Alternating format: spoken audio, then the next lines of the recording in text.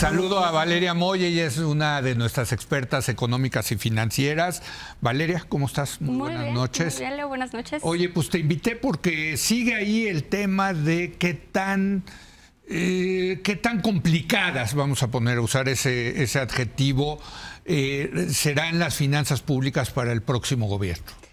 Me parece muy importante aclarar que yo no veo una situación de crisis o de esto va a explotar. No. Eso no, pero es que sí es bien importante decir, no están las finanzas públicas bien. No. Me parece que hay un desorden muy grande en las finanzas públicas. Pensar en el otro escenario me parece que ya es un brinco, un salto cuántico. Ahora, habiendo dicho eso, sí van a dejar este año con un déficit en la medición amplia del déficit de casi 6%. Yo creo que sí va a llegar al 6%. Yo también creo que va a llegar al 6%. Porque la economía se está enfriando. Yo también, y se está enfriando mucho. Yo también creo que va a llegar al 6%. Y lo que ha Desde dicho... 1989 no habíamos visto 89. No habíamos visto este déficit. ¿Te acuerdas que antes estaba limitado por ley, no se podía, y luego lo ampliaron en la crisis de 2009 para entrarle a resolver el problema? Sí. Pero bueno, ahorita sí ya estamos viendo un descontrol en eso. Ahora, si la siguiente administración, si Claudia Sheinbaum decide acortar ese déficit, que creo que es lo que debería de hacer, se ha mencionado que quiere llegar a un déficit de 3% del PIB. Es decir, pasar del 6 al 3. Recortar eso en un año es un frenón enorme para la economía, es un freno de mano para la economía mexicana, que además ya se está desacelerando fuerte. En ese sentido, yo creo que se le va a complicar poner orden en las finanzas públicas simplemente porque vas a frenar más fuerte una economía que ya se está frenando. Entonces, esa métrica de déficit a mí me parece muy importante. Dejan la economía también con un déficit primario. ¿Qué quiere decir eso? Que no te alcanza ni para pagar los intereses de la deuda. Entonces te tienes que endeudar para los intereses todo el tiempo, ¿no? Normalmente, a mí me parece normal que las economías operen con déficit. Me parece que deberían de operar con déficit, no con un déficit fuera de control, pero no con déficit primario. Porque con déficit primario sí es evidencia de un descontrol. Y sí se va a dejar la economía con un déficit primario, que según entiendo, la próxima presidenta quiere corregir. Eso le va a costar... ¿De cuánto es el déficit primario? De 1.2%. Aunque sea chiquito, es muy importante. No deberíamos de tener déficit primario porque eso significa que estás pagando una tarjeta con otra tarjeta. Exacto. Y al final del día solo va a crecer, ¿no? Entonces, ahora, ese es un tema. Déjame ponerte aquí, el dilema está interesante porque el déficit de 6% es insostenible. Es insostenible. Pero bajarlo al 3% se ve muy poco factible. También no es buena solución porque vas a frenar la economía. Probablemente entres en una pequeña recesión, vamos a llamarla así, ¿no? Pero entonces, ¿qué haces? Entonces, ¿la solución está entre 3 y 6? La solución, yo creo que tendría que estar más, no cerca del 6. Sí tendría que haber un recorte importante.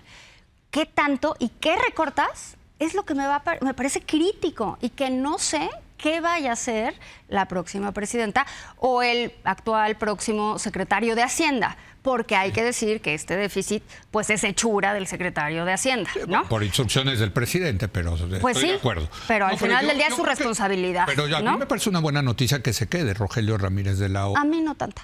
No, a mí no tanto, porque me parece que si él permitió este descontrol en las finanzas públicas, sí, a lo mejor el presidente se lo instruyó, pero...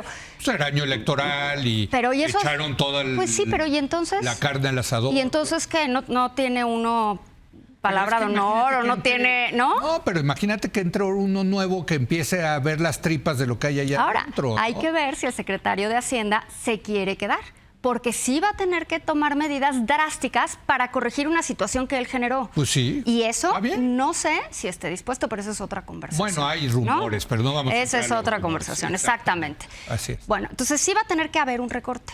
Yo no creo que del 6 al 3 sea factible.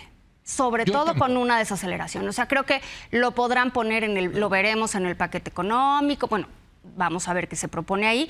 Pero sí me parece que es muy fuerte ese frenón para la economía mexicana. Es que mira, bajar del 6 al 3 es prácticamente tendrían que ya no gastar en inversión pública. Y por cierto, hay que decirlo, muchos de los proyectos del presidente López Obrador no se han terminado. Y aquí estamos hablando de la refinería de Dos Bocas, del Tren Maya Hoy veía, ayer que venía aterrizando, no han acabado el tren de Toluca. Oye, no se han terminado, pero ya se inauguraron en repetidas ocasiones. Bueno, pero la neta es que siguen construyendo. Pero aquí va a haber un tema, Leo, porque esa hoy por hoy se contabiliza en efecto como inversión pública.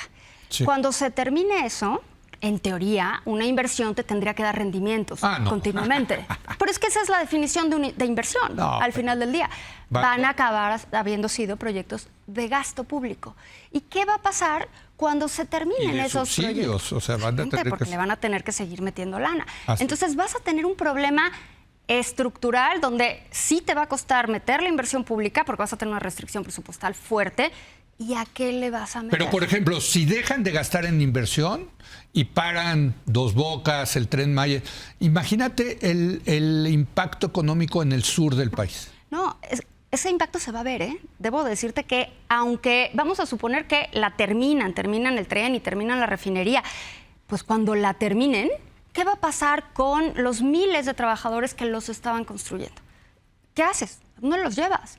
Porque tú terminas la refinería, pero si la refinería no opera o no opera a su capacidad, ¿qué haces con ella? Si tienes un tren que tiene 10 pasajeros, ¿qué haces con los trabajadores que construyeron ese tren? Pues vas a tener un tema no solo de inversión, vas a tener un tema laboral. Que van a tener que resolver. Ahora, quién sabe cómo. Regresar a las finanzas públicas, porque México todavía veía el otro día un informe de Fitch muy interesante, que México está por debajo en su nivel de deuda de los países que tienen calificación de BBB, de la misma Fitch. O sea, sí podremos endeudarnos 5 puntos del PIB, más o menos. Sí. O sea, ahorita estamos en 50 puntos del PIB. Nos podemos subir a 50. Nos va a costar mucho, porque entre más te endeudas te cuesta más. ¿No? Pero México todavía se puede endeudar. Yo creo que México todavía se puede endeudar. A mí ese número del 42 con el que se inició esta administración y que cierra en 50, yo sí creo que México tiene margen para endeudarse un poco más. No me escandalizo por eso. 5 puntos más. Mi preocupación es el uso de esa deuda. Sí. Porque en teoría, Leo, en teoría y de acuerdo con las leyes y con la Constitución, tiene que ser para inversión. Sí. Y esa inversión, pues evidentemente, no sé si sea el Tren Maya, no sé si sea la refinería, el corredor. Y cuando se termine, ¿qué va a pasar? Entonces, ¿para qué te vas a endeudar? Los trenes de pasajeros que ya anunció Claudia Sheinbaum. Que me parece que está muy bien. Sí. ¿Va a tener dinero para hacer esos trenes de pasajeros pues o va a tener que asociar con un privado? Muy probablemente, que no me parece mal, no lo digo en tono de crítica, va a tener que haber asociaciones público-privadas, les van a cambiar el nombre, muy probablemente les cambiarán el nombre y buscarán un esquema para pues darle una barnizadita y que se llamen de otra manera, pero si no tienes participación privada va a ser muy difícil. 30 segundos y ya no hablamos del gran problema de las finanzas públicas que es Pemex. Bueno, Pemex nos está costando 1 punto el PIB cada año. Por eso, si solo ves el déficit, no tiene incluido Pemex. Por eso no me parece correcto. Tienes que incluir Pemex, ¿no? Pemex ya es el 6. Es el número del que estamos hablando, sí ya incluye Pemex. Los saldos, exacto, ¿no? los saldos. El saldo amplio sí ya incluye Pemex. Sí. Vas a tener un tema en Pemex enorme, que además no han corregido porque no se meten a la estructura de Pemex. Sí. Y así, pues no sirve. Pues muchas gracias, Valeria. Gracias. Lo seguiremos encantada. viendo. Y quiero remarcar lo que dijo Valeria, ¿eh? No estamos hablando aquí de una gran crisis, como sí nos tocó vivir algunos, pero no el panorama está nublado. Y viene un recorte. Así es. Sí. Gracias, querida Valeria. Gracias. Gracias a usted por habernos acompañado. Muy buenas noches.